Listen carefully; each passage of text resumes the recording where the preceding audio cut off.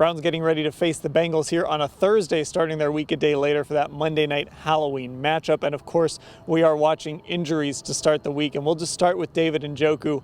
On Monday, Kevin Stefanski used the phrase week to week, Mary Kay. Today, David Njoku used the phrase day to day, and Kevin Stefanski didn't argue with him. No, he didn't. And, you know, David really wants to play in this game. It's such a huge game. Everybody knows what's at stake in this game. He's been a huge part of the offense. But I think it would be really hard for him to be able to come back from a high ankle sprain so soon after just doing it on Sunday. So I think it's a little bit of a long shot, but he's saying there's a chance. Yeah, Ashley, those are usually 4 to 6 week injuries, and we're talking about a guy that has to block, has to run routes, has to do a little bit of everything. That would be really tough, and it's too bad because he is having one of his best seasons. He is, and the Browns are fairly thin at tight end when he doesn't play. It basically leaves you with Harrison Bryant and a couple of practice squad guys in Miller Forrestall and Zaire Mitchell-Payton. So they're definitely going to miss him if he's not out there. But, you know, David, it was interesting. He said it was a mild high ankle sprain, and I, for one, did not know those existed before today. But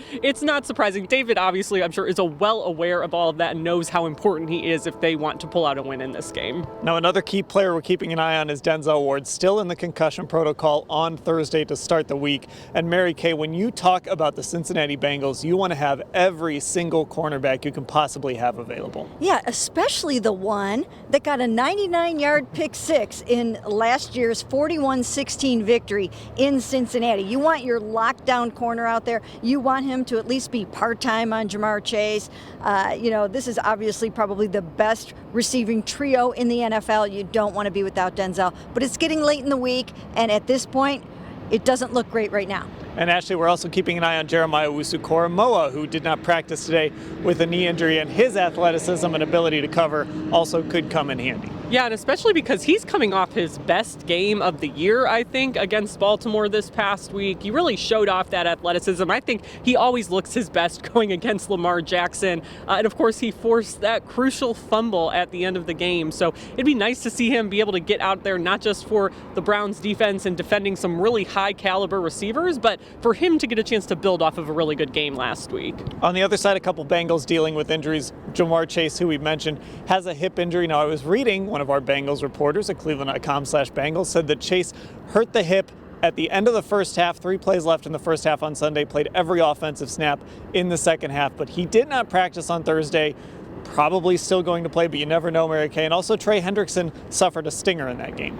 Yeah, obviously that's their best skill player on offense and their best defensive player sitting out practice today. But as you mentioned, both are probably expected to play. It's a little bit of a longer week, so they have an extra day to heal. I'm sure they'll be there.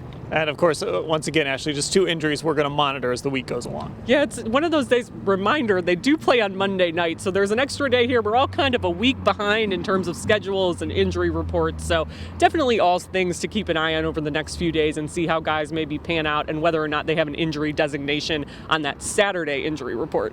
All right, we'll cover everything leading up to the game at cleveland.com/Browns and, like I mentioned, even at cleveland.com/Bengals. Check them both out as you get ready for that Monday night showdown between these two AFC North teams.